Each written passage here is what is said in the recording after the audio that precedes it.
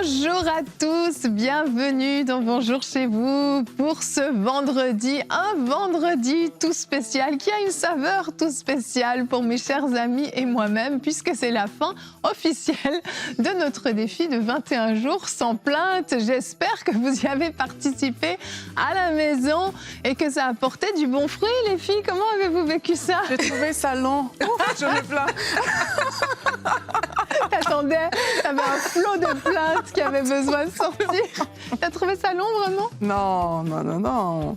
Je t'avoue qu'il y a des jours où c'était plus difficile que d'autres, mais j'ai trouvé ça très intéressant parce que ça m'a montré à quel point on peut se plaindre sans s'en rendre compte. Ben c'est ça, c'est le sans s'en rendre compte qui est intéressant parce que moi, parfois, je disais des choses, puis c'est tout à coup, ah non, faut pas dire ça en fait.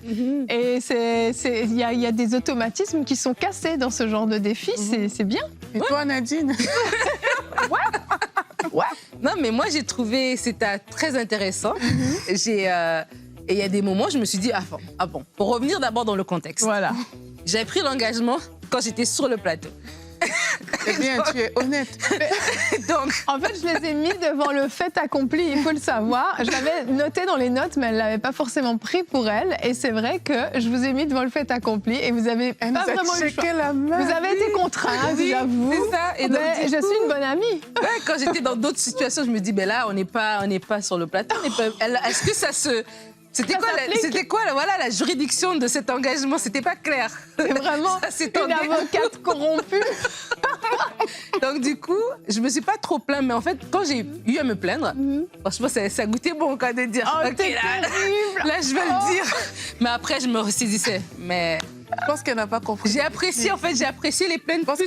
Parce qu'avant, je les prenais pour acquis. Mais là, comme j'en avais pas beaucoup, Elle doit refaire 21 jours, là. j'ai dit comme, c'est là, il faut que je garde, tu vois, il faut que je garde mon coupon quand j'ai vraiment un truc bien, là. Et là, Merci pour ton honnêteté, Nadine. Ça, c'est ce qui s'appelle de la transparence. Mais t'es sincère, au moins. T'as découvert que les plaintes goûtaient bon. Je ne m'attendais pas à cette conclusion. Mais parce que j'en avais moins, c'est pour ça. Oui. La rareté, c'est ça, c'est les fêtes. C'est la rareté, ça est devenu plus précis. Je suis pas sûre que c'était l'objectif que je voulais Je atteindre. dis, elle doit refaire les 21 C'est jours. clair. Mais en tout Le but cas, n'a pas été dites-le nous, vous, dans les commentaires, si vous avez tenté de relever ce défi, comment vous l'avez vécu.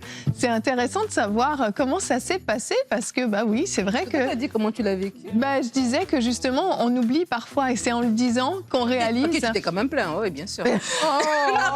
Je dis juste, on est ensemble. Mais on est ensemble, bah oui, on est entre nous. Non, effectivement, c'est ça le défi. C'est qu'en fait, tu réalises, c'est ce que je disais, c'est que c'est des automatismes et que ça sort tout seul. C'est quelque chose de naturel et là, tout à coup, tu dois te ressaisir. Mais c'est là que j'ai trouvé ça très intéressant, c'est que tu réalises que tu peux te ressaisir et que tu peux communiquer les informations différemment et que tu peux t'arrêter surtout à un moment donné. Et parfois, vous vous souvenez, les plaintes des autres. Aussi, ça c'est vrai. Tu n'entendais pas avant. Et tu les envies. Ouais, Ils sont pas dans le faire. Mais ça nous est arrivé, vous vous souvenez les filles, on se parlait de certaines choses, puis tout à coup, là, on a dit, tu bascules, On est dans tu la bascules. Au début, on ne tu savait bascules. même pas juste qu'on pouvait parler. Du style, C'est pour ça que mais je là, parlais je peux des pas me juridictions plaindre, et donc du tout, coup, je des dis règles. pas, mais bon. Ben ouais, il faut définir, ça nous a permis de définir ce qu'était une plainte. Bon, en tout cas, j'ai envie de dire résultat mitigé, mais quoi qu'il en soit, c'est toujours utile, c'est toujours instructif. J'espère que votre expérience a été bonne. Aujourd'hui, on ne parle pas des plaintes, mais on parle de reconnaître quand on s'est trompé. Peut-être qu'on s'est trompé de ce défi. C'est peut-être ça, en fait, la conclusion. Non, c'est pas vrai, je plaisante. On va décortiquer ensemble les raisons pour lesquelles on a du mal à reconnaître qu'on s'est trompé, qu'on a eu tort et comment peut-être régler ce petit défi parce que ça peut quand même avoir des conséquences négatives. Alors je laisse la parole à Nadine dans la pensée du jour.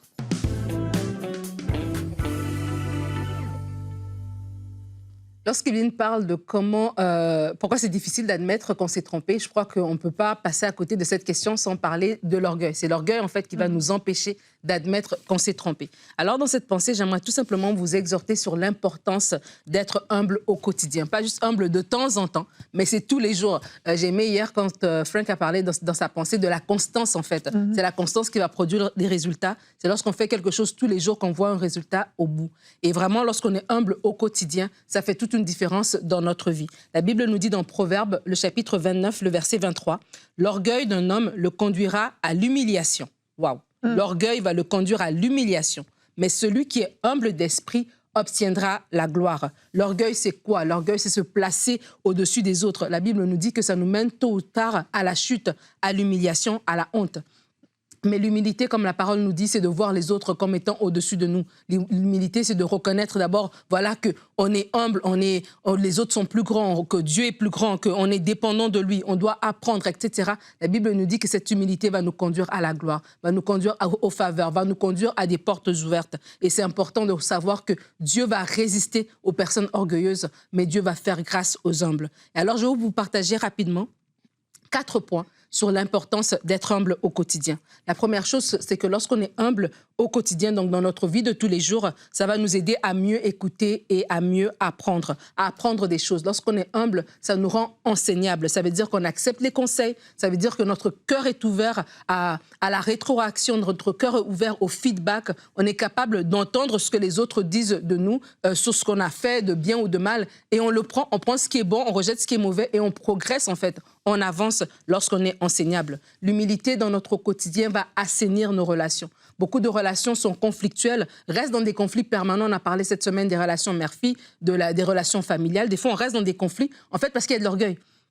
L'orgueil qui fait qu'on ne reconnaît pas notre tort. On ne veut pas dire « oui, j'ai mal parlé ». On va dire bah, « oui, je l'ai fait, mais parce que tu avais fait ». Non, ça, c'est pas de l'humilité. L'humilité, c'est de dire « d'accord, je reconnais ma part, je reconnais voilà, où j'ai mal agi et je demande pardon ». Donc, un cœur humble va savoir reconnaître son tort, va savoir demander pardon, et ça va désamorcer énormément de conflits. Des fois, dans le couple, on ne s'entend pas, et la fondation, la racine, la source, c'est pas tant le conflit, mais c'est l'orgueil derrière, en fait, qui fait qu'on reste campé sur nos positions, et ça empêche le couple d'avancer.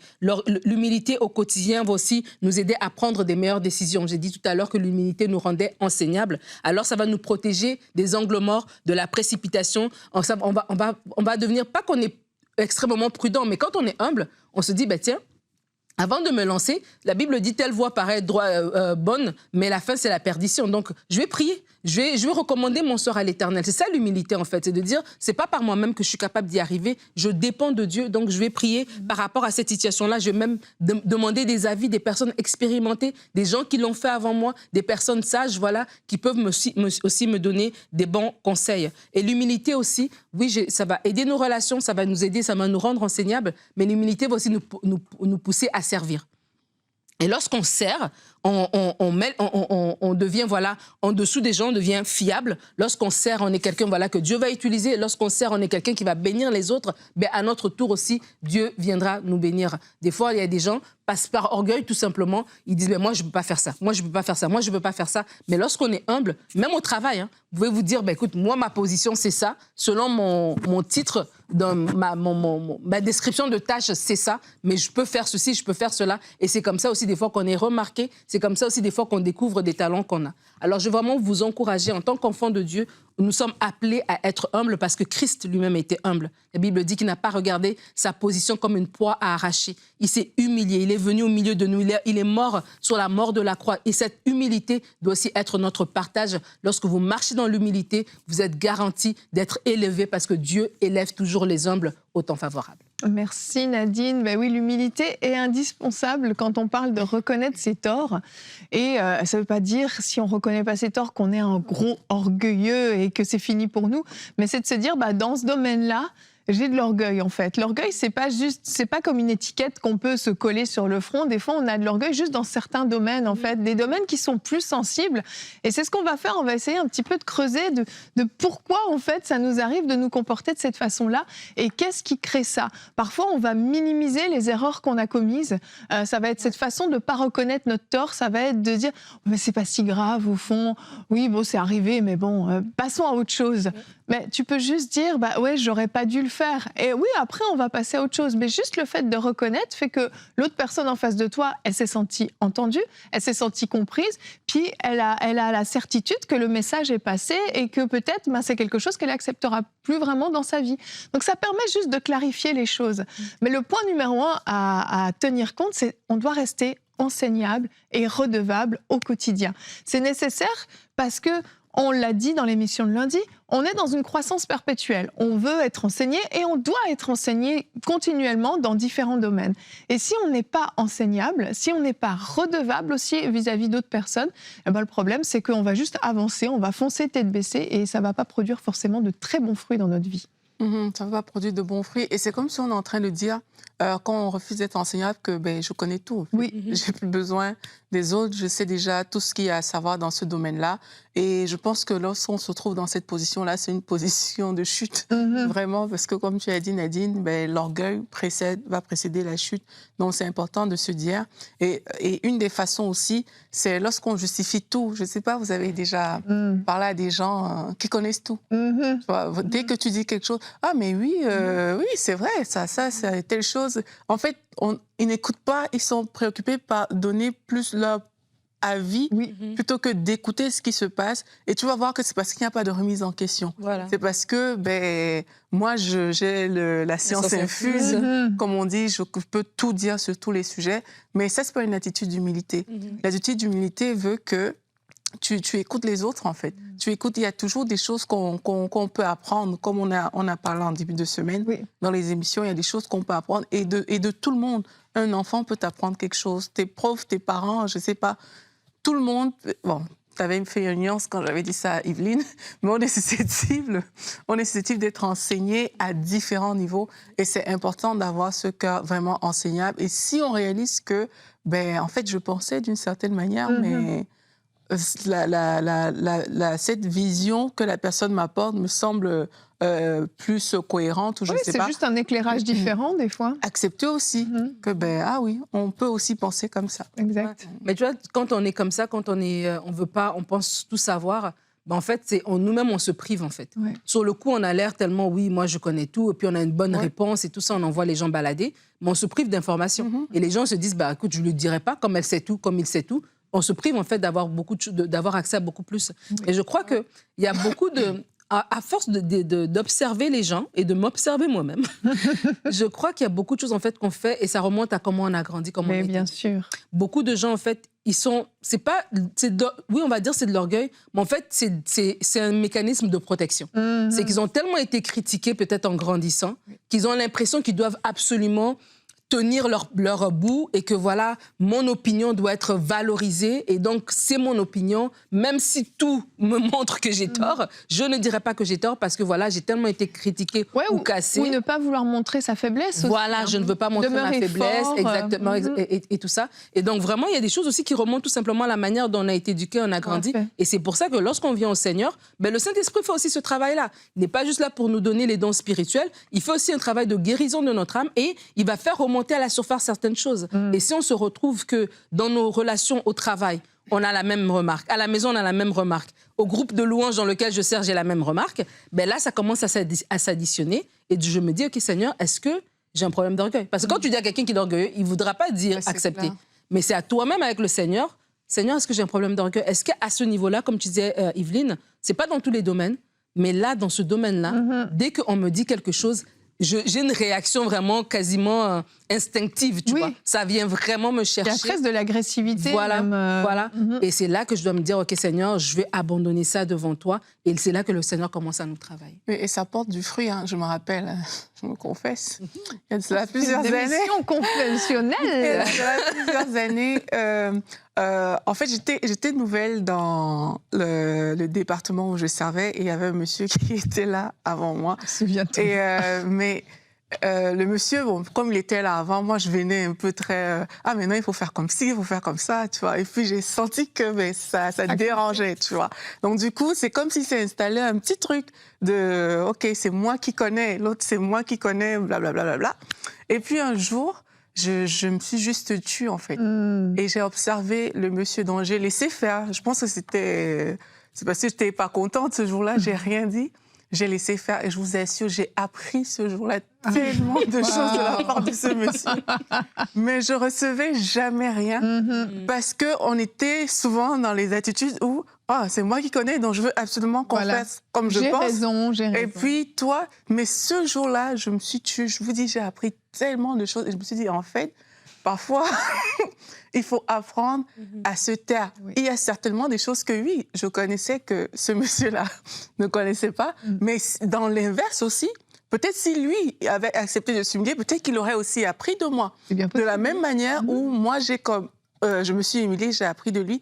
Et comme tu disais, Nadine, parfois, on se ferme sans le réaliser, en fait. On se ferme, pourquoi?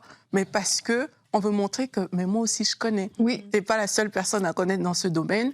Moi, je connais, donc je ne vais pas vouloir me remettre en question. Je ne vais même pas me dire qu'il y a des choses qu'on peut encore m'enseigner. Oui. Mais parce que je suis dans la position, je connais, je me ferme, en fait. Donc, c'est important.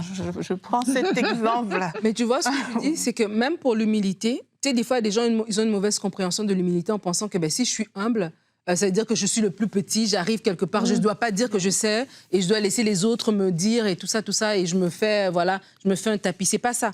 Mais en fait, c'est que quand Dieu te fait grâce aux humbles, c'est qu'il te donne même la capacité d'apprendre dans des choses que normalement un orgueilleux n'aurait pas appris. Tu vois, donc c'est comme si tu écoutes une conversation, puis il y a un truc qui est dit, mais toi, c'est comme l'esprit le fait monter à la surface, tu l'intègres et ça devient comme une clé pour toi en fait. Moi, je me rappelle une fois, je parlais avec quelqu'un, avec une de mes belles-sœurs il y a longtemps, et nos enfants étaient encore petits à l'époque. Elle me dit juste un truc du genre, moi quand je sors je sors toujours avec ma fille. Tu devrais sortir tout le temps avec ta fille. Moi, je sors toujours avec elle, etc. Et je fais toutes mes courses avec elle. Mais on parlait comme ça de beaucoup de choses. C'est dans le mélange de beaucoup de choses. Mais quand elle a dit ça, elle m'a même pas dit que je devrais sortir avec ma fille. Je pense qu'elle a juste dit qu'elle sortait avec sa fille. Mais ça m'a cliqué dans mon oreille. Je me suis dit, je devrais faire ça avec ma fille. Parce que ma fille grandissait et puis on n'a pas la même personnalité. En tout cas, à l'époque, je trouvais elle ressemblait plus à son papa. Et puis, je pensais même pas à me dire, écoute, elle a 10 ans, pourquoi je vais l'accompagner dans les courses, ça va plus me ralentir qu'autre chose. Mais c'est comme cette journée-là, ce qu'elle a dit, c'est rentré dans mon cœur. Et je me suis dit, Dieu m'a dit, ça, c'est une stratégie pour l'éducation de ton enfant. Et j'ai commencé à prendre ma fille tout le temps. Et c'est comme ça que j'en parlais mercredi, de l'importance de bâtir une relation. Et c'est comme ça, en fait, que j'ai commencé. Je ne l'ai pas lu dans un livre, je n'ai pas prié pour ça. J'ai commencé, et plus on passait du temps ensemble, plus on se découvrait, plus je la découvrais. Et aujourd'hui, ma fille, on est très, très proches. Elle est grande aujourd'hui. On est proches, en fait. Mais tout ça est parti d'une conversation, au milieu de plein de conversations que j'avais eues avec ma belle-sœur. Elle a dit ce truc-là, mais le Seigneur, elle a utilisé. Donc, je crois que quand on est humble, c'est ça. C'est pas qu'on arrive et puis on dit, moi, je suis le plus petit, tapez sur moi. Non, c'est qu'on a une attitude de cœur qui fait tout simplement que quelque chose qui aurait pu passer par-dessus la tête de quelqu'un d'autre en disant, ton enfant a le même âge que le mien, qu'est-ce que tu as à m'apprendre? Toi, parce que tu es humble, tout d'un coup, le Seigneur utilise cette parole-là et tu le mets en application. Exactement. Un autre point qui est important dans le domaine de reconnaître ses erreurs, c'est le pardon, savoir demander pardon, même si c'est pas si grave à nos yeux. Parce que c'est ça, des fois, on va dire, c'est rien du tout, je vais quand même pas demander pardon. Même si on reprend l'exemple avec le monsieur, tu as eu une attitude qui n'était pas hyper respectueuse au début de votre relation, pour toi, te dire, là, moi, je me suis ressaisie, j'ai appris de lui, j'ai appris à me taire et tout, ça m'a suffi, tu sais, en toi-même, c'est OK. Mais le fait d'aller demander pardon, juste sans en faire des tonnes, on n'est pas obligé, mais juste, tu sais, je te demande pardon, je réalise que j'étais pas hyper réceptive au début, j'ai pas eu une bonne attitude. Juste ça va tellement calmer les choses et va faire, en fait, que l'autre va te respecter davantage. Et c'est ça qui est important. C'est que des fois, on croit que de reconnaître nos torts va nous rendre justement plus faibles aux yeux des autres, mais pas du tout, c'est une force, en fait. Quelqu'un qui est capable de reconnaître ses erreurs, de reconnaître ses torts, les gens vont plutôt admirer cette personne-là.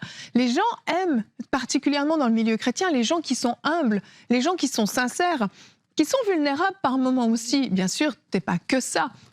Mais ça permet d'équilibrer les choses, puis ça permet de donner une image de quelqu'un qui est sûr de lui, quelqu'un qui ose reconnaître ses torts, a une certaine assurance quand même. C'est pas parce que je me suis trompée dans cette dimension-là que je suis nulle, que ça remet en question toute mon identité, qui je suis. Non, je reconnais que je me suis trompée là, mais je reste debout sur mes deux pieds et je ne suis pas en train de me flageller pendant 3 mois parce que j'ai commis une erreur.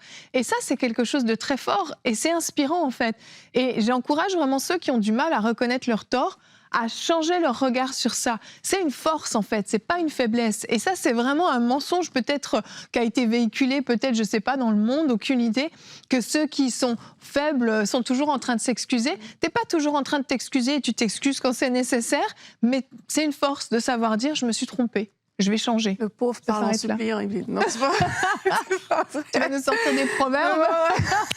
Non, mais par rapport à ça, une chose que je peux dire, c'est il faut bannir les excuses. Moi, je trouve que les excuses tuent beaucoup de personnes. Il y a des personnes qui ont Au des sens excuses figuré, hein. pour tout. Oui. Ouais, sinon ça défait tout ce que tu viens de dire. C'est pour ça. Ah, oui, il y a telle chose. Au lieu de dire pardon, comme tu dis, ah, mais c'est parce que aujourd'hui il a plu, du coup, ah, mais c'est parce que, Le bus était en retard. Tu vois, et du coup, c'est comme, parfois il faut juste dire, je suis désolée. Oui. Tu vois, Assume. c'est de ma faute, je suis désolée. On ne peut pas trouver une excuse à tout. Oui. Tu vois, et ça, parfois j'ai l'impression qu'on ne se rend pas compte quand on est comme ça, parce que j'ai déjà côtoyé des personnes vraiment des maîtres dans l'art de s'excuser. De se trouver des excuses. De se trouver des excuses. Et vraiment, c'est comme... Parfois, il faut que les cailles tombent des yeux pour dire je suis responsable, en fait, des actions que j'ai posées. Et il n'y a pas d'excuse. Si j'ai fait quelque chose qui n'était pas correct, je dois pouvoir dire je suis désolée, pardonne-moi. Et ne pas absolument vouloir chercher une raison derrière. La raison, c'est juste... Ben, il n'y a pas de raison. C'est que, désolé, c'est arrivé, c'est arrivé. Et ça, je pense que ça nous aide nous-mêmes, en tant que personne, à vraiment se remettre en question et à ne plus retomber dans les mêmes vices. Parce que quand tu t'es excusé pour quelque chose 4 fois, tu n'as plus envie de refaire. Normalement, en tout cas, tu es censé être vacciné, effectivement. Il y a un verset, mais je l'oublie en français, mais c'est dans les béatitudes. Et en anglais, c'est meekness, the mix, mais j'ai oublié c'est quoi en français. Je crois que c'est la douceur, je ne sais plus.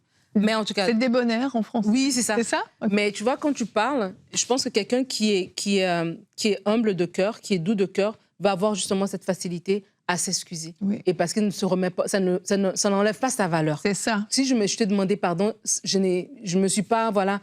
Ça n'enlève pas ma valeur, en fait. Ça ne change rien. Au contraire, ça fortifie notre relation. Oui. Et j'en ai parlé rapidement dans la pensée, mais dans le couple, c'est tellement important de savoir demander pardon. Okay. Et des fois, on utilise notre position d'autorité comme un espèce de vaccin ou de cachet qui fait que, à cause de ma position, je ne peux jamais demander pardon. Parce que je suis l'homme, je ne peux jamais demander pardon. Parce que je suis la femme, je ne peux jamais demander pardon. Parce que je suis le parent, je ne peux jamais demander pardon. Ou même au travail, à cause de ma position. Mais vraiment, non. Nous devons comprendre que ce cœur-là, cette façon de fonctionner, c'est ça qui va aider nos relations. Et peut-être il y a un couple, vous êtes là, vous écoutez, vous dites, mais nous, on a plein de problèmes dans notre mariage, on ne s'entend pas et peut-être qu'on n'était pas fait l'un pour l'autre. Ce n'est pas ça le problème. C'est qu'il y a un problème de manque de pardon, pas parce que la personne n'accorde pas le pardon, mais parce que le pardon n'est pas demandé. Et des fois, on a l'impression que l'autre... Tu dois me pardonner, mais je te pardonne si toi-même tu as reconnu ton tort. Tu vois? Des fois, on met l'autre dans une position de tu es dans l'offense et puis voilà, tu ne relâches pas le pardon, alors que nous-mêmes, on ne sait pas demander pardon. Et comme tu disais, demander pardon, c'est aussi changer. Oui. C'est pas juste demander pardon. Ok, excuse-moi, c'est trop facile, tu vois. Quand on demande pardon, je suis désolée. Tu vois. Quand on demande pardon, c'est vraiment parce qu'on s'est rendu compte que tiens, j'étais offensée, j'ai mal agi, je me suis trompée, je pensais bien faire. Je pourrais expliquer les raisons pourquoi je me suis trompée, mais vraiment, je reconnais qu'il y a eu une faute et voilà, et je demande pardon et ça aide. Moi, je veux même aller plus loin. C'est que parfois, il y a des personnes qui vont pas reconnaître qu'il y a eu une faute, tu vois. Mais si quelqu'un vient te faire part de regarde l'attitude, voici ce que ça a déclenché chez moi, il faut aussi avoir l'humilité de dire c'est pas ce que je voulais créer. En fait, je suis désolée pour ça et passer à autre chose. Comme tu as dit, ça n'a pas besoin d'être 10 heures de Mais la plupart du temps, les gens, ce qu'ils ont besoin d'entendre, c'est juste que l'autre reconnaisse ce qui a été fait. C'est tout. Ça ne prend pas 1 heure, c'est tout. Et dans le couple, ça décante, mais tellement de situations. Un petit problème peut des fois prendre une journée, ça va te saccager une journée parce que l'autre a refusé juste de demander pardon. C'est tout bête, mais ça décante énormément. C'est très puissant de demander pardon et de reconnaître qu'on s'est trompé. Ça apaise les relations, ça simplifie énormément les choses. Donc vraiment, je vous encourage à le faire. Et Nadine, t'en as un peu parlé, mais d'identifier la source. pourquoi j'arrive pas à reconnaître. Certaines fois, oui, c'est vraiment juste qu'on a besoin juste de se prendre une bonne leçon d'humilité, et puis c'est bon. Mais des fois, c'est plus profond. Tu as parlé de l'enfance. Il y a le regard des autres aussi qui peut être un élément. Tu te sens toujours tellement redevable vis-à-vis des autres, mais de la mauvaise façon. Les autres t'observent. Tu as toujours l'impression que tu dois être parfait dans tout ce que tu fais. Tu dois être le meilleur dans tout ce que... Et tu te mets une pression. Et pour toi, reconnaître que tu as eu tort, ça veut dire que tu as échoué dans cette attitude, ce désir de perfection. Mais tu te mets une pression inutilement. Personne n'attend ta perfection. Personne n'attend de toi, puisque personne n'est parfait. C'est inatteignable. Et je pense que vraiment se détacher du regard des autres va aider aussi. De se dire, tant pis, les autres vont voir que je ne suis pas parfait. Et c'est OK, parce qu'eux non plus ne sont pas parfaits. Commence à poser tes yeux sur les autres et tu verras qu'eux aussi, ils ont des manquements. Non, mais il ne faut pas tomber dans la critique et la comparaison, mais des fois, on est très dur avec nous-mêmes. Certaines personnes vont être au-dessus de tout, mais d'autres sont tout le temps en train de se condamner, tout le temps en train de se rabaisser. Mais il faut se dire, tout le monde a ses torts, tout le monde a ses travers, et c'est OK, c'est comme ça. Puis, Dieu regarde à notre cœur, hein. Vraiment. Parfois, on a peur de perdre la face devant les hommes. Pourtant, Dieu, il regarde à ton cœur. Et il y a des choses que, oui, les hommes vont trouver que c'est pas correct, tu vois, mais Dieu, il va regarder à ton cœur. Amen. Et il y aura une excuse pour toi dans ce domaine-là.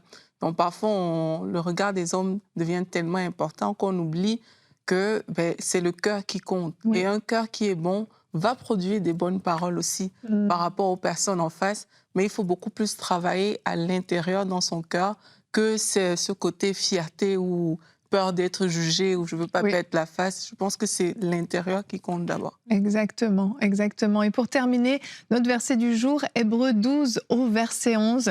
Certes, au premier abord, toute correction semble un sujet de tristesse et non de joie. Mais elle produit plus tard, chez ceux qu'elle a ainsi exercés, un fruit de paix, la justice. Et oui, le fait de reconnaître ses torts va produire notre justice. Ça paraît paradoxal. On va se dire, non, au contraire, mais non. Parce que tu as été justifié dès le moment où tu reconnais ton tort, dès le moment où tu te demandes pardon, c'est bon. Tu as été justifié et tu peux avancer, tu peux aller de l'avant. Cette erreur n'a pas besoin de te poursuivre toute ta vie. Bien sûr, il y a des erreurs qui vont avoir parfois des conséquences plus ou moins lourdes, mais ce n'est pas pour autant que tu vas rester bloqué par cette erreur. Alors, ose aller de l'avant, ose reconnaître tes torts, ose assumer tes faiblesses, tes manquements, et tu n'en deviendras que plus fort, que plus solide, et tu vas même être une source d'inspiration pour ceux qui t'entourent. Alors, je te souhaite un très très bon week-end. Merci les filles pour cette émission. On n'a plus qu'à mettre en pratique. Je nous lance un défi de 21 jours. Check. Je ne check plus avec vous, moi. Allez, bonjour chez vous.